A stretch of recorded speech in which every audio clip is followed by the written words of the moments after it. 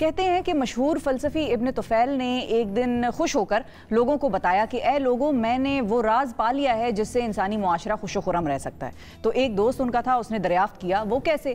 تو ابن طفیل نے اسے جواب دیا کہ کائنات کی ہر چیز دوسروں کے لیے ہے۔ درخت اپنا پھل خود نہیں کھاتے، دریا اپنا پانی خود نہیں پیتا، یہ بہاریں برساتیں سب دوسروں کے لیے ہیں۔ بس وہی زندگی نظام کائنات سے ہم آہنگ ہو سکتی ہے جو دوسروں کے لیے ہو۔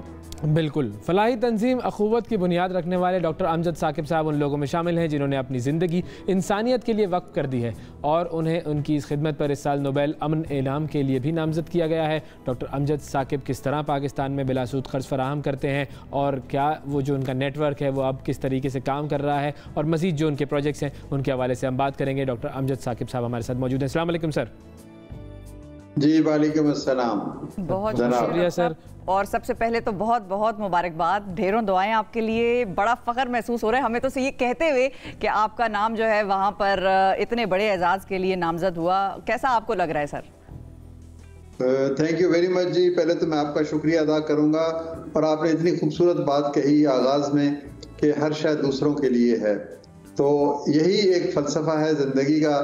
اور میں آپ اجازت دیں تو ایک خوبصورت سا شعر بھی سناتا ہوں اسی حوالے سے کہ دوسروں کو بھی ملے درد کی دولت یا رب، صرف میرا ہی بھلا ہو مجھے منظور نہیں۔ تو یہ درد کی دولت بھی تو ایک انعام ہے نا، یہ بھی اگر کسی کو ملتی ہے اور وہ کسی اور کے لیے دعا کرتا ہے تو اسی درد کی دولت کے توسط سے معاشرے تعمیر ہوتے ہیں، لوگوں کی مدد ہوتی ہے، آنسو پونچھے جاتے ہیں، کسی یتیم کے سر پہ ہاتھ رکھا جاتا ہے، کسی کے راستے کے کانٹے ہٹائے جاتے ہیں۔ تو آپ کی بات بہت مجھے اچھی لگی کہ وہی زندگی کامیاب ہے جو دوسروں کے لیے ہے۔ دریا ہے، درخت ہے، شجر ہے، ثمر ہے، یہ کسی اور کے لیے ہو تو اچھا لگتا ہے۔ ایسے ہی ہے کہ ہمیں اپنے خواب پورے کرنے ہیں تو ساتھ ہمیں یہ بھی سوچنا چاہیے کہ کسی اور کے خواب بھی ہیں، کوئی اور بھی مسکراہٹ کی تلاش میں ہے۔ بالکل۔ تو ڈاکٹر صاحب اب اس وقت جو آپ اخوت کا ادارہ جو ہے اسے چلا رہے ہیں، اب اخوت کے جو پروجیکٹ سارے چل رہے تھے وہ اب کس سٹیج پر آ چکے ہیں، اس بارے میں ذرا کچھ آگاہی دیجئے۔ جی الحمدللہ، دیکھیں اخوت کے اوپر بات کرنے سے پہلے اس فلسفے کی بات میں کرتا ہوں ہمیشہ کہ اخوت ایک ادارہ ہے، اور اس کے پس منظر میں مواخات مدینہ کا وہ تصور ہے جو یہ کہتا ہے کہ آدھے لوگوں کو اگر اپنا لیں ایک معاشرے میں، خوشحال کم خوشحال کو، تو ایک خوبصورت معاشرہ بن سکتا ہے۔ تو اس حوالے سے آج تک ہم نے کیا کیا، چند ہزار چند لاکھ سے کام شروع ہوا، آج 162 ارب روپے کی رقم 50,000 خاندانوں کو پہنچ گئی، اور پھر محبت کا پیغام بھی پہنچا، بھائی چارے کا پیغام بھی پہنچا، سود سے بچنے کا پیغام بھی پہنچا، اور مواخات کا پیغام بھی پہنچا۔ 400 سے زائد شہروں میں 800 دفاتر ہیں، سارے صوبوں میں ہم کام کرتے ہیں، گلگت بلتستان اور قبائلی اضلاع میں بھی ہیں، آزاد کشمیر میں بھی ہیں۔ تو ایک ولولہ تازہ دیا میں نے دلوں کو، جو اقبال نے کہا، تو ایک امید کی ایک کرن ہے، لوگوں کو یقین بھی آنے لگا ہے کہ پاکستان کے لوگ ایک خوبصورت سماج کی تعمیر کر سکتے ہیں۔ ایک طرف لینے والے ہیں، ایک طرف دینے والے ہیں، ہم تو درمیان میں صرف پل کا کام کرتے ہیں۔ ہماری ذمہ داری اتنی ہی ہے کہ آپ جیسے لوگوں کے توسط سے یہ خیر کی خبر، خدمت کی خبر، ایثار کی خبر لوگوں تک پہنچے، اور پھر ہم مل جل کر ایک ایسا معاشرہ بنائیں جس میں ہمیں کسی اجنبی سے، کسی بین الاقوامی ادارے سے قرضہ لینے کی ضرورت نہ پڑے، بلکہ ایک صدقات بینک بن جائے اس ملک میں، جس میں لوگ اپنی ضرورت سے زائد رقم جمع کریں، اور پھر وہ ان لوگوں کے کام آئے جن کے پاس وسائل کی کمی ہے۔ بالکل، بہت ہی ضروری ہے یہ چیز کہ دینے والے اور لینے والے کو ملایا جائے، اور درمیان میں ہم ایک طرح سے چیریٹی بروکر کا کام کر رہے ہوں۔ ڈاکٹر صاحب یہ بتائیں کہ اخوت کے لیے آپ کے آگے کیا پلانز ہیں، کیونکہ میں دوبارہ اس ایوارڈ پہ آؤں گی کہ آپ نے پاکستان کا سر فخر سے بلند کیا جب آپ کی نامزدگی اس طرح ہوئی، تو اب آگے آپ کے اخوت فاؤنڈیشن کے لیے کیا پلانز ہیں؟ جی یہی پلانز ہیں جو کچھ ہم کر رہے ہیں، کیونکہ ابھی تک تو ہم 50 لاکھ قرضے دیے یا 40 لاکھ گھرانوں تک پہنچے، تو پاکستان میں کم از کم 3-4 کروڑ گھرانوں تک ہمیں پہنچنا ہے۔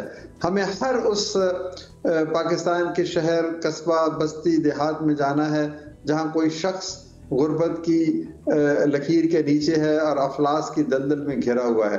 تو اس کام کو گرو کرنا ہے، اس میں مزید خوبصورتی اور حسن پیدا کرنا ہے. اور اس کے ساتھ ساتھ پھر ہم نے اب تعلیم کے لیے جو اپنے ادارے بنائے ہیں ان میں وسعت دینی ہے. تعلیم کے حوالے سے میں بتاتا چلوں کہ ہم کہتے ہیں کہ آج پڑھو اور 10 سال بعد فیس ادا کرو. یہ بھی ایک طرح کا قرض حسن ہے.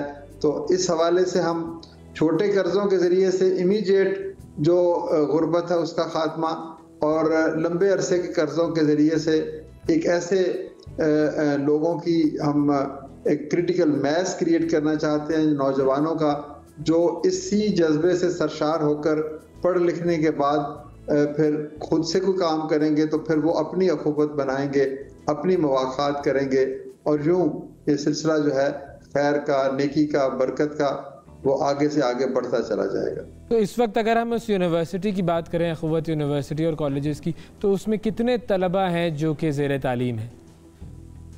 یہ تقریباً ہمارے پاس کل ملا کے 1,500-2 ہزار کے لگ بھگ بچے ہیں. یہ وہیں رہتے ہیں، یہ رہائشی اقامتی ادارے ہیں، اور ان کا کھانا پینا پہننا، ان کی فیس، یہ سب کے سب جو ہے آپ لوگ اس کا بوجھ اٹھاتے ہیں. ہم ایسے ہی کہتے ہیں نا، جیسے میں اپنے بیٹے کا بوجھ اٹھاتا ہوں اور وہ میرے بڑھاپے میں میرا سہارا بنے گا. تو اس طرح یہ معاشرہ ان لوگوں کی ذمہ داری ادا کرے گا، تاکہ جب یہ بڑے ہوں تو اس معاشرے کو ریسیپروکیٹ کرنے، ریٹرن کریں، اور اس کی خوبصورتی کے لیے اپنی صلاحیتیں استعمال کریں. تو یہ ایک باہمی محبت اور بھائی چارے کا رشتہ ہے جو اس تعلیمی اداروں میں آگے سے آگے ان کو لے کے جا رہا ہے. اچھا، اب جو یہ تعلیمی ادارہ ہے، اس میں جب داخلہ لینے کے لیے طلباء و طالبات آتے ہیں تو وہ کرائیٹیریا کیا ہوتا ہے، تاکہ اگر ہم انہیں بتا سکیں کہ کیا؟ یہ 2 کرائیٹیریا، ایک تو وہ 20% ہر صوبے سے ہم لیتے ہیں، پھر اس کے بعد میرٹ ہوتا ہے کہ ان کے کتنے نمبر ہیں پچھلے ایگزام میں، پھر ہم اپنا امتحان لیتے ہیں، پھر ہم ایک سائیکولوجیکل ٹیسٹ لیتے ہیں کہ اس بچے میں صلاحیت کس قدر ہے، پھر ان کے ماں باپ سے بھی ہم گفتگو کرتے ہیں، ہم ان کے مالی حالات بھی دیکھتے ہیں. وہ یقینی طور پر 30-40 ہزار سے کم کے افراد کو ہم ترجیح دیتے ہیں، کیونکہ ان کے پاس اتنے وسائل نہیں کہ وہ اعلیٰ تعلیم کے اخراجات اٹھا سکیں. تو یہ چند چیزیں ہیں، اور اس کے بعد ہم ان بچوں کو پھر جب وہ ہمارے پاس پہنچ جاتے ہیں تو پھر ہم ان کی نہ صرف علم کی جو میں سمجھتا ہوں ڈگری کا حصول وہ کرتے ہیں، بلکہ تربیت پہ اوپر ہماری بہت زیادہ توجہ ہوتی ہے کہ ہم انہیں ایک بہترین انسان اور ایک بہترین شہری اور ایک بہترین پاکستانی بنانا چاہتے ہیں. ڈگری محض کاغذ کا ایک پرزہ ہے، لیکن اصل شے تربیت ہے، سوچ اور فکر ہے. ہم چاہتے ہیں کہ وہ حسن سلوک، حسن سیرت، حسن کردار سے مزین ہو، تاکہ وہ اپنی وجود سے پاکستان کو اور خوبصورت بنا سکے. صحیح. اچھا ڈاکٹر صاحب، قرض حسنہ کے حوالے سے بھی ہم پوچھنا چاہیں گے. آپ نے کہا کہ قرضوں کا بھی ایک بڑا زبردست پروگرام ہے. وہ قرضوں کے لیے اگر کوئی اپلائی کرنا چاہے تو وہ کیا کرائیٹیریا ہے اور اس کا کیا طریقہ کار ہے، کیسے کسی کو قرضہ مل سکتا ہے؟ جی، ہم نے کہا کہ 800 دفاتر ہیں 400 شہروں میں. کوئی بھی شخص ہمارے دفتر آ کے بتا سکتا ہے کہ میں قرضہ لینا چاہتا ہوں. تو ہم 2 طرح کے مراحل سے پھر گزرتے ہیں. اس کی تھوڑی سی ہم سوشل، سماجی اپریزل کرتے ہیں کہ وہ کون ہے، کہاں رہتا ہے، کیسا کردار ہے، کیا نیک نام ہے یا نہیں، کوئی پہلے سے قرضہ لیا ہوا ہے، لے کے واپس کرنے کا اس کا ریکارڈ کیسا ہے، اس قسم کی چیزیں. پھر اس کے بعد ہم اس کا انٹرویو کرتے ہیں کہ آپ نے کام کرنا ہے تو وہ کام کی نوعیت کیا ہے، کام کرنے کی صلاحیت بھی موجود ہے یا نہیں، آپ کو تجربہ بھی ہے یا نہیں. تو اس کو ہم سوشل اپریزل اور اکنامک اپریزل کہتے ہیں. جب وہ اس دونوں مرحلوں سے آگے نکل جاتا ہے تو پھر ہم اس کو تقریباً 150 کے قریب ایسے کاروبار ہیں جو 1 لاکھ روپے تک کی رقم سے شروع ہوتے ہیں، وہ ہم انہیں پیش کرتے ہیں اور پھر ان کی باقاعدہ نگرانی کرتے ہیں، ہینڈ ہولڈنگ کرتے ہیں، مدد کرتے ہیں. اور اگر وہ کامیابی سے 1 سال 2 سال کے اندر وہ رقم واپس کر دیں تو پھر ہم ان کو اور زیادہ بڑھ کر رقم دیتے ہیں تاکہ ان کے کاروبار میں اضافہ ہو.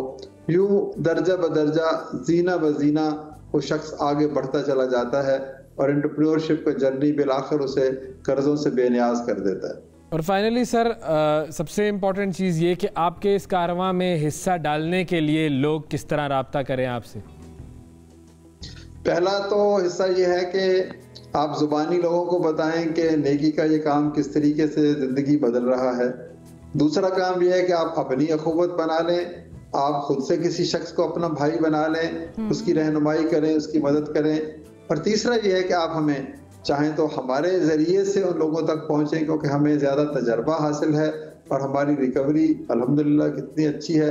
تو آپ صدقات دیں گے تو وہ ہمارے یونیورسٹی کی تعمیر کے لیے استعمال ہوگی اور قرض حسن کے لیے. زکوٰۃ دیں گے تو وہ ہمارے زکوٰۃ کے جو پروگرام ہیں جن میں بچوں کی تعلیم کے اوپر اخراجات ہیں، صحت ہے، ٹرانسجینڈرز ہیں، تو ان کے لیے دے سکتے ہیں. گویا آپ صدقات بھی دے سکتے ہیں، زکوٰۃ بھی دے سکتے ہیں. ہماری ویب سائٹ پر دونوں کے علیحدہ علیحدہ بینک اکاؤنٹس موجود ہیں. آپ ہمیں رابطہ کر سکتے ہیں، خط لکھ سکتے ہیں، فون کر سکتے ہیں. لیکن میں پھر بالاصرار یہ کہوں گا کہ ہمارا اصل تصور یہ ہے کہ مواخات مدینہ کی سربلندی ہو اس پیغام کی، تو ہر شخص کو کم از کم زندگی میں ایک شخص کو اپنا دوست تو ضرور بنانا چاہیے. یہ اخوت کا ماڈل ہمیں اپنی زندگی پہ اپلائی کر لینا چاہیے. بنیادی بات یہ ہے کہ ایک ادارے تو چل رہا ہے اور ادارے تو بہت سارے چل رہے ہیں، لیکن جب ہم خود اس عمل کا ذاتی طور پر حصہ نہیں بنیں گے اس وقت تک ظاہر ہے اس معاشرے کو تبدیل ہونے میں بڑا وقت لگے گا. اور جو آپ کو جس انعام کے لیے نامزد کیا گیا ہے، ہماری دعا یہ ہے سر کہ وہ ٹائٹل پاکستان کی کے پاس آئے، اور نوبیل پیس پرائز. جی ہاں بالکل بالکل. اور ایک اور نوبیل ونر کا ہماری لسٹ میں، پاکستانیوں کی لسٹ میں اضافہ ہو. لیکن اصل انعام وہ ہے جو اللہ تعالیٰ کی بارگاہ میں ہے. سب سے بڑی بات وہی ہے. بہت شکریہ ادا کریں گے. بہت شکریہ. اللہ تعالیٰ آپ کو رمضان کی ان باسعادت گھڑیوں میں اور زیادہ خوشیاں دے. آمین جی. بہت شکریہ ڈاکٹر صاحب، آپ نے وقت نکالا.